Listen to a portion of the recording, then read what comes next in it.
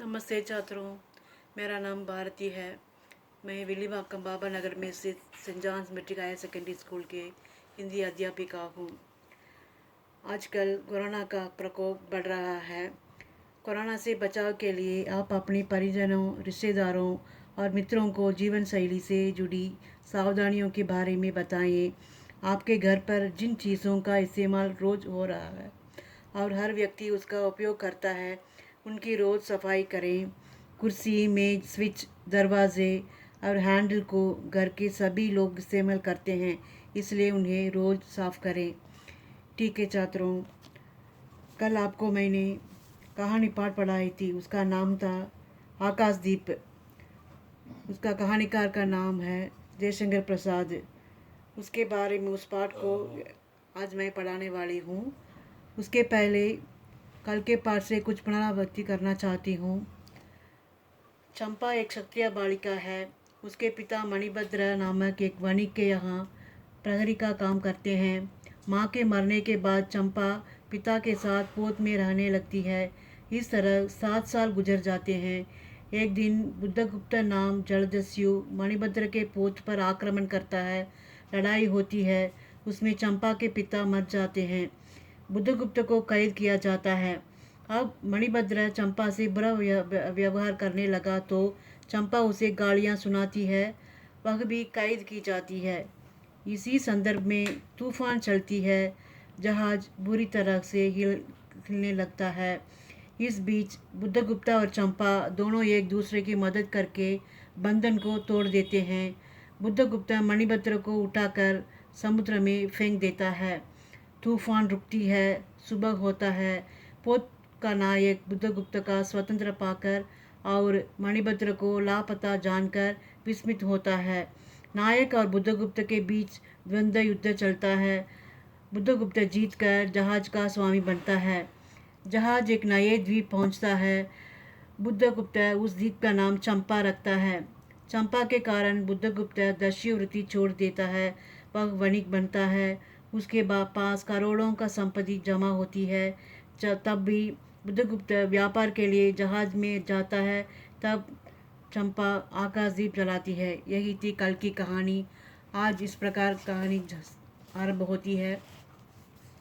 समुद्र के निर्जन उपकूल में बेला से टकराकर लहरें बिखर जाती हैं। पश्चिम के पथिक थक गया था। इसका मुख पीला पड़ गया। अपनी शांत गंभीर हलचल में जलनिधि विचार में निमग्न था। वह जैसा प्रकाश की उन मलिन किरणों से विरक्त था। चंपा और जया धीरे धीरे उस तट पर आकर खड़ी हो गई। तरंग से उठे हुए पवन ने उनके वसन को अस्त व्यस्त कर दिया। जमा के संकेत से एक छोटी सी नौका आई। दोनों के उस पर बैठते ही नाविक उतर गया। जया नाव खेने लगी। चंपा मुक्त से समुद्र के उदान वातावरण में अपने को मिश्रित कर देता चाहती थी। इतना चल, इतनी शीतलता हृदय के पास ना बूझी। पी सकूंगी नहीं तो जैसा बेला से चोट खाकर सिंधु चिल्ला उठता है, उसी के समान रोदन करूं या जलते हुए उस स्वर्ण गोल सदृश्य अनंत जल में डूबकर बुझ जाऊं।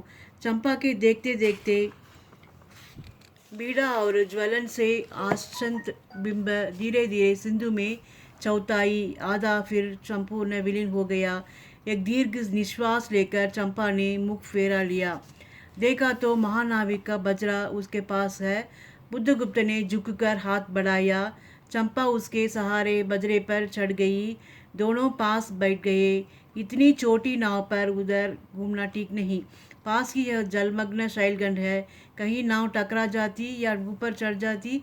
चंपा तो अच्छा होता बुद्धगुप्त, जल में बंदी होना कठोर प्राचीरों से अच्छा है। आह चंपा, तुम कितनी निर्दयी हो। बुद्ध को आज्ञा देकर तो देखो तो यह क्या नहीं कर सकते जो तुम्हारे लिए नए द्वीप का सृष्टि कर सकता है, नई प्रजा खोज सकता है, जो तुम्हारे लिए नए राज्य बना सकता है। उसकी परीक्षा लेकर देखो तो। कहो चंपा, यह कृपान से अपना हृदय पिंड निकाल अपने हाथों अतल जल विसर्जन करो दे। महानाविक जिसके नाम से बोल बाली, जावा और चंपा का आकाश गूंजता था, तर्राता था, घुटने के बल चंपा के सामने चलचलाई आंखें से बैठा था।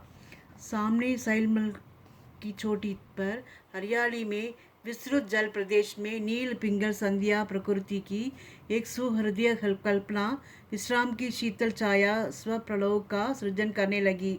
उस मोहिनी की रहस्यपूर्ण नील जाल का कुहक स्फुट हो उठा, जैसे मदिरा से सारा अंतरिक्ष रिक्त हो गया। सृष्टि नील कमलों से भर उठी। उस अवरोध से पागल चंपा ने बुद्धगुप्त के दोनों हाथ पकड़ लिया।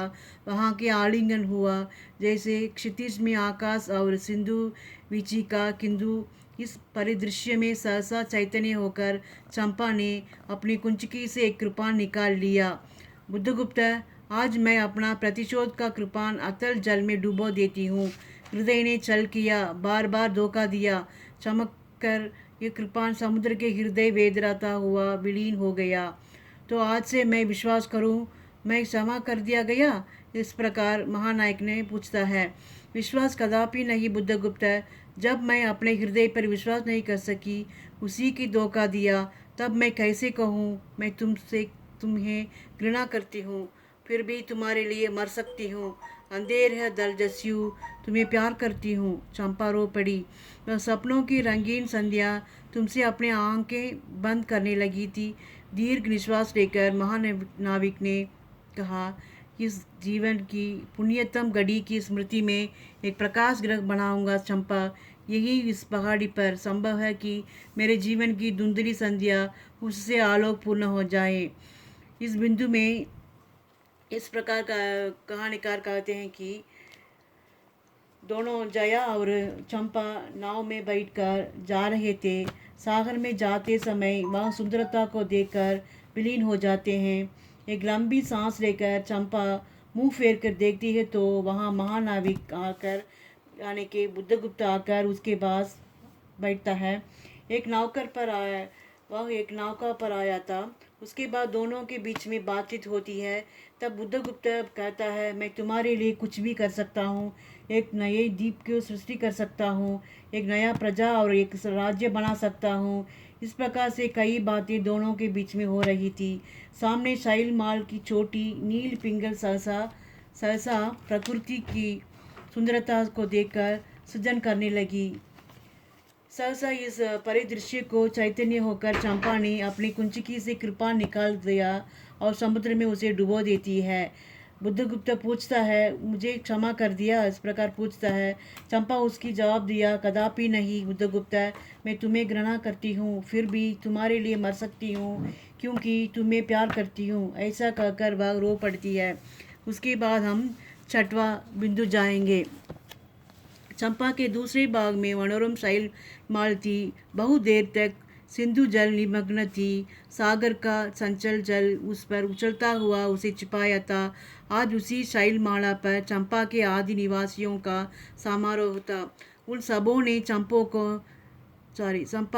को वनदेवी सा सजाया था। ताम्रलिपि के बहुत से सैनिकों और नाविकों के श्रेणी में वन कुसुम विभूषिता चंपा शिविकारूढ़ होकर जा रही थी। साहिल के एक ऊंचे शिखर पर चंपा के नाविकों को सावधान करने के लिए सुदृढ़ दीप स्तंभ बनवाया गया था। आज उसी के महोत्सव था। बुद्धगुप्त स्तंभ के द्वार पर खड़ा था। शिविका की सहायता लेकर चंपा को उसने उतारा।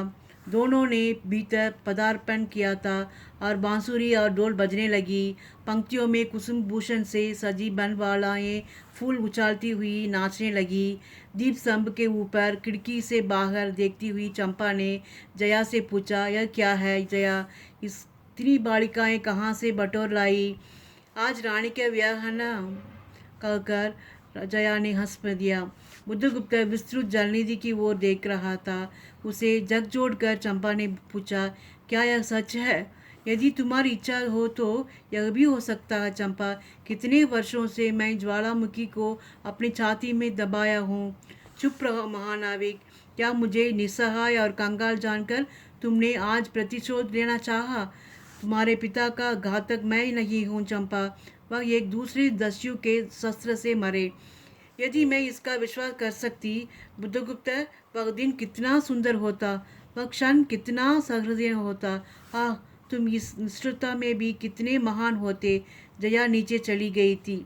स्तंभ के संकीर्ण प्रकोष्ठ में बुद्धगुप्त और चंपा एकांत में एक दूसरे के सामने बैठे थे।